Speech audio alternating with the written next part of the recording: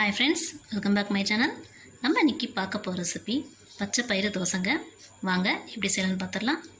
ஏற்கனவே நம்ம சேனலில் தோசை ரெசிபி போட்டிருக்கேன்.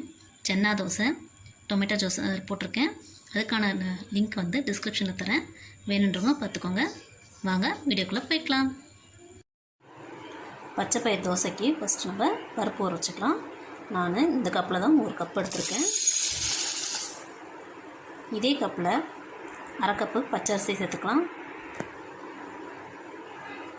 1/2 கப்பு பச்சரிசி சேர்க்குறேன். பச்சரிசி எதுக்கு சேர்க்குறோன்னா நல்லா கிறிஸ்பியாக வரத்துக்கு தான். இப்போ நம்ம கழுவி நல்லா 8 மணி நேரம் ஊற வச்சுக்கலாம்.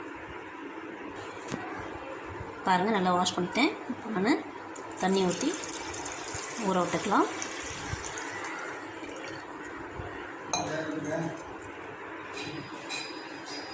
எயிட் ஹவர்ஸ் நல்லா ஊறட்டோங்க. நீங்கள் வந்து ஓவர் நைட்டே ஊற வச்சுக்கோங்க, அதுதான் நல்லாயிருக்கும்.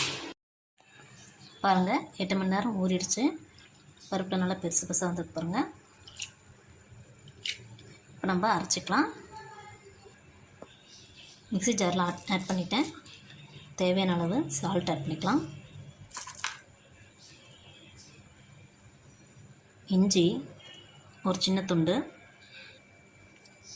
அப்புறம் பச்சை மிளகாய் நான் 1 தான் ஆட் பண்ணுறேன். உங்களுக்கு காரத்தகுந்தபடி எடுத்துக்கோங்க. வாசனைக்காக கொஞ்சமாக கொத்தமல்லி, உங்கள்கிட்ட புதினா இருந்தாலும் ஆட் பண்ணிக்கோங்க, நல்லாயிருக்கும். இப்போ நம்ம அரைச்சிட்டு வந்துடலாம்.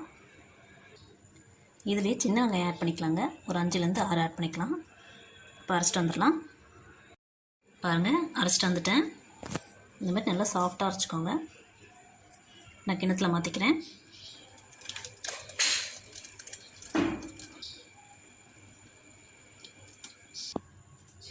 பாருங்கள், ரெடி ஆகிடுச்சு.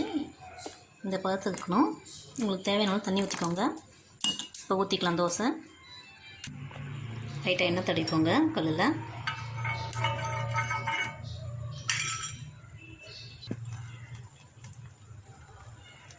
பாருங்கள், ஊற்றிட்டேன்.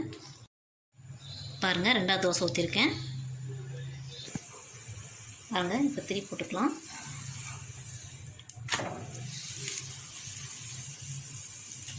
இந்த பக்கம் நல்லா வேகட்டும். பாருங்கள், 2 பக்கமும் நல்லா வந்துருச்சு. அவ்வளோதான், எடுத்துடலாம். பாருங்கள், சூப்பராக ரெடி ஆகிடுச்சு நம்மளோட பச்சை பயிறு தோசை. இது ரொம்பவே ஹெவியான ப்ரோட்டீனான ரெசிபிங்க. நீங்களும் கண்டிப்பாக ட்ரை பண்ணி பாருங்கள். நம்ம சேனலில் ஃபஸ்ட் டைம் பார்க்குறீங்கன்னா சப்ஸ்கிரைப் பண்ணிக்கோங்க. லைக் பண்ணுங்கள், ஷேர் பண்ணுங்கள். தேங்க்யூ.